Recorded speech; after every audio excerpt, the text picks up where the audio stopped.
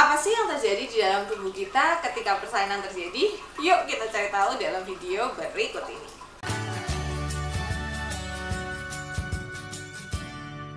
Halo, selamat datang di Kriwilas, ngobrolin kesehatan bareng aku Bidan Kriwil. Hari ini aku akan ngobrolin apa saja yang terjadi pada tubuh, terutama uterus dan juga rahimnya. Itu ngapain sih ketika persalinan terjadi. Tapi sebelum aku bahas lebih lanjut, silahkan klik dulu tombol subscribe-nya dan nyalakan lonceng notifikasi supaya kamu nggak ketinggalan video terbaru dari aku. Seperti kita tahu, persalinan itu terdiri dari 4 fase atau 4 kala, yaitu kala 1, 2, 3, dan 4. Kala 1, 2, dan 3 itu melibatkan tubuh kita untuk bekerja gitu ya. Sedangkan kala 4 itu lebih ke fase reparasi dan observasi. Maksudnya fase kala 1, 2, dan 3 itu merupakan fase di mana proses bayi dan pasenta lahir.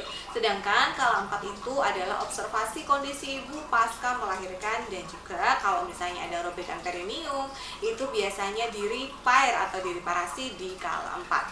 Nah, oleh karena itu kali ini kita akan bahas apa saja yang terjadi di tubuh kita pada kala 1, 2, dan 3. Kita mulai dari kala 1 terlebih dahulu. Kala 1 merupakan fase perubahan antara belum persalinan ke persalinan. Kala 1 sendiri dibagi menjadi fase laten dan fase aktif. Fase laten itu merupakan fase di mana pembukaan mulut rahim itu 1 sampai 4. Sedangkan fase aktif itu pembukaan 4 sampai 10. Ada juga yang membagi kala 1 ini menjadi early labor, di mana early labor ini adalah pembukaan 1 sampai 6, dan active labor itu pembukaan 6 sampai 10. Nah, apa sih sebenarnya yang terjadi di kala 1 persalinan ini? Pada saat kala 1 persalinan ini terjadi perubahan di area mulut rahim. Jadi rahim kita seperti ini. Di dalamnya ada bayi.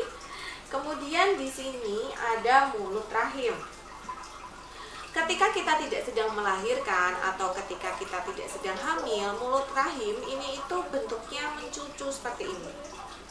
Jadi dia mencucu, kemudian dia tebal, kemudian dia panjang, dan dia itu kaku. Pada kala 1, si mulut rahim ini itu akan mengalami perubahan. Dia mengalami 2 jenis perubahan, yaitu dilatasi dan effacement. Dilatasi itu adalah pembukaan yang kayak kita sering dengar, bukaan berapa ya sekarang. Sedangkan effacement mungkin ibu jarang dengar, tapi effacement itu adalah pelunakan dan penipisan mulut rahim. Kita bahas satu-satu ya. Jadi ketika mulut rahim itu awalnya seperti yang tadi aku sudah sebutkan, mencucu, panjang, kaku gitu ya. Ketika mulai persalinan, maka dia itu akan melunak. Kemudian karena dorongan kepala bayi yang tadinya mencucu itu perlahan-lahan dia akan mendatar.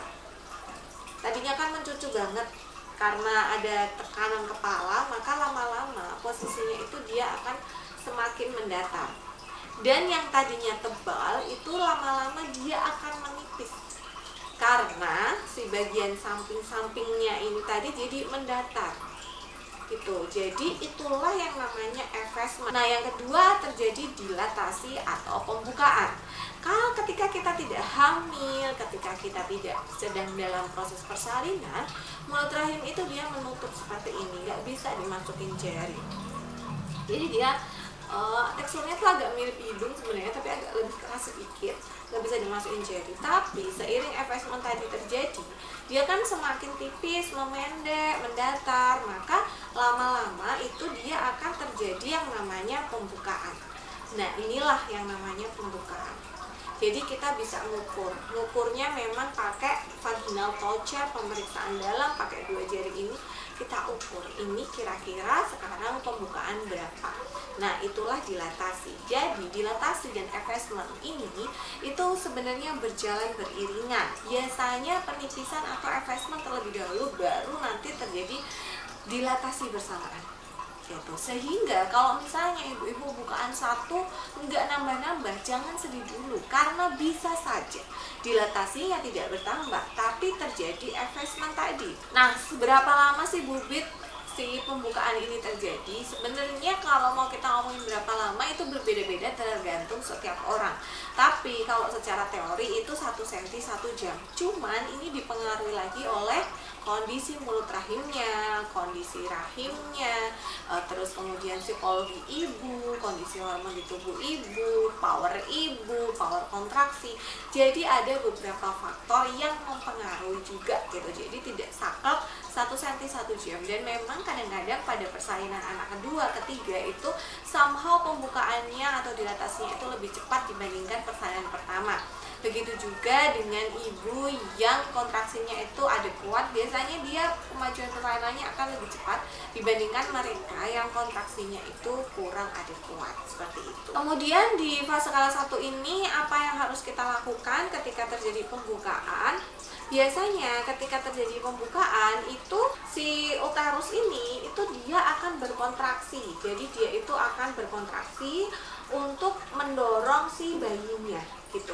Nah, ini ada yang menarik. Jadi sebenarnya ketika tubuh kita ini, si rahim kita ini berkontraksi untuk mendorong bayi, sehingga bayinya itu makin lama dia akan makin turun, kedorong gitu ya. Makin lama dia akan kedorong, makin lama dia akan kedorong karena rahim kita berkontraksi. Maka dorongan kepala bayi atau tekanan kepala bayi itu akan membuat tubuh mengeluarkan hormon oksitosin. Oke. Nah, ketika hormon oksitosinnya ini dikeluarkan tubuh semakin banyak, maka kontraksinya akan semakin adekuat. Ketika kontraksinya semakin adekuat, si kontraksi ini akan semakin mendorong bayi untuk turun lagi keluar dari mulut rahim. Dan ketika bayi itu menekan lagi, dia akan membuat tubuh mengeluarkan oksitosin lagi. Jadi itu seperti sebuah lingkaran yang mana akhirnya proses persalinan itu terjadi. Penting sekali untuk menjaga pada fase ini ibu tetap merasa rileks dan nyaman. Berusaha ya, karena mungkin ya tetap akan ada sih rasa takut, rasa nggak nyaman, tapi berusaha untuk rileks dan nyaman. Karena ketika ibu merasa stres, ketakutan, sedih, maka itu akan mengganggu hormon oksitosin. Yang keluar justru hormon adrenalinnya yang belum kita butuhkan pada fase ini, sehingga akhirnya karena oksitosinnya terganggu, persalinannya pun menjadi lebih lama. Nah, ketika kalian sudah mengalami pembukaan 6 ke atas, mungkin akan ada dorongan atau keinginan untuk meneran. Kenapa? Karena biasanya pada pembukaan tersebut bayi itu sudah semakin turun. Kontraksi biasanya juga sudah semakin teratur, semakin reguler, semakin durasinya semakin lama, dan frekuensinya semakin sering. Kadang-kadang ibu pada fase ini itu merasa kayak pengen muntah, merasa menggigil kedinginan, dan biasanya di saat fase-fase transisi di pembukaan 7, 8, 9 itu sometimes disinilah kayak fase ibu merasa aduh nggak bisa, aduh nggak tahan lagi, aduh udahlah SC aja gitu. Tetapi percayalah ibu, di fase pembukaan 7, 8, 9 ini biasanya terjadi dengan cepat. Jadi pada fase ini sampai pembukaan 10 itu memang dia pembukaannya itu lebih cepat dibandingkan pembukaan 1 sampai 6. Jadi pembukaan 7, 8, 9, 10 itu biasanya berlangsung lebih cepat. Setelah pembukaan lengkap, pembukaan 10, maka kita masuk di kala 2 persalinan. Pada kala 2 persalinan ini sebenarnya kapan sih waktu untuk pengajian? Nah, ini sebenarnya tergantung pada kondisi bayi dan kondisi ibu pada saat itu. Kalau kondisi bayi dan kondisi ibu sama-sama baik, sebenarnya ibu bisa untuk menunggu si bayi ini benar-benar turun baru ibu mengejar. Jadi kan si uterus itu kan dia berkontraksi seperti yang aku sampaikan tadi. Nah, kontraksi si uterus itu kan dia sebenarnya membantu mendorong bayi. Jadi ibu itu bisa menunggu supaya kepala bayi itu benar-benar di bawah, baru ibu itu mengejan. Ini akan lebih saving energi. Kemarin aku sempat bahas soal fetal ejection reflex. Kalian bisa tonton videonya gimana sih mengejan tanpa effort gitu ya. Nah, kalian bisa nonton itu. Maksudnya adalah kalau semua kondisi dalam kondisi yang baik, posisi janinnya juga optimal, maka kalian bisa mengejan ketika si bayi ini pada posisi yang sudah benar-benar turun di bawah. Ketika bayi akan lahir, kita mengenal istilah ring of fire gitu. Jadi ring of fire ini adalah waktu dimana si bayi ini akan keluar gitu dari mulut rahim dan lahir gitu. Nah, ketika terjadi ring of fire ini memang biasanya itu ibu merasa namanya juga ring of fire ya gitu, tidak nyaman, tetapi ini hanya sebentar saja. Nah, kenapa sih terjadi ring of fire ketika bayi keluar? Karena ketika si bayi mau keluar itu, kalian bayangin kepala janin ya seberapa, maka si mulut rahim dan vagina itu dia benar-benar stretch. Nah, ketika dia benar-benar stretch, itulah yang menyebabkan terjadinya ring of fire. Tapi ya puji Tuhan lagi, kita bersyukur bahwa itu terjadi sangat sebentar. Nah, setelah bayi lahir, maka kita akan masuk ke tahap 3. Seperti kita tahu sekarang ada yang namanya delayed cord cramping atau pemotongan tali pusat tertunda.